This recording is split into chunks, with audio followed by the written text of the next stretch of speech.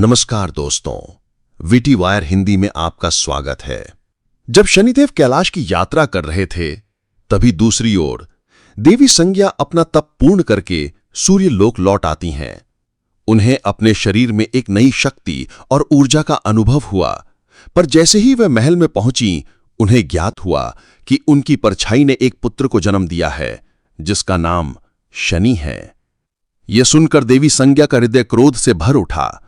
उन्होंने अपनी परछाई देवी छाया को कटु वचन कहते हुए कहा, परछाई वही करती है जो शरीर करता है, पर मेरी परछाई तो मुझसे भी आगे निकल गई। मैंने मना किया था कि तुम सूर्यदेव के समीप नहीं जाओगी, तुम मेरी परछाई हो। संज्ञा का क्रोध बढ़ता ही जा रहा था। उन्होंने कहा, वृक्ष की छाया वृक्ष से जुड़ तो सकती है, पर फल देने का अधिकार केवल वृक्ष को होता है। पर तुमने तो एक पुत्र को जन्म दे दिया, और वही पुत्र आज तुम्हारे लिए महादेव के पास गया है। देवी संज्ञा का एक एक शब्द देवी छाया के हृदय पर एक घाव कर रहा था। उन्हें अपनी नियति का बोध था, पर अपने पुत्र के लिए कहे गए ये शब्द उन्हें असहनीय लगे। देवी छाया ने अपना दुख व्यक्त किया, पर संज्ञा का क्रोध शांत नहीं हुआ। वे अपने ही एक अंश की इस हरकत को स्वीकार नहीं कर पाईं।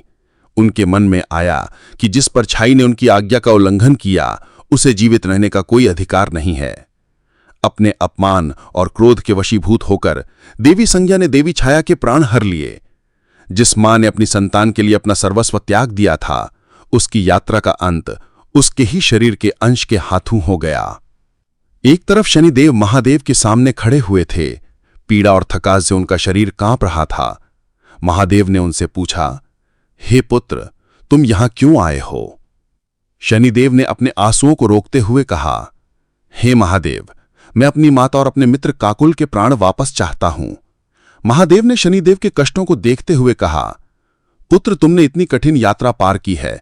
तुम्हारे दृढ़ संकल्प को देखकर मैं प्रसन्न हूं, इसलिए मैं सिर्फ एक के प्राण वापस दे सकता हूं। यह सुनकर शनिदेव के पैरों तले जमीन खिसक गई। महादेव ने उनसे कहा, तुम किसके प्राणों का चयन करोगे, अपनी माता के या अपने मित्र काकोल के? आपको क्या लगता है कि शनिदेव अपने लिए किसे चुनेंगे, अपनी माता को या अपने मित्र काकोल को?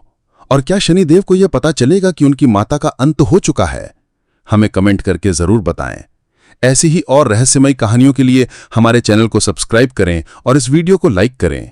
मिलते हैं अगली वीडियो में।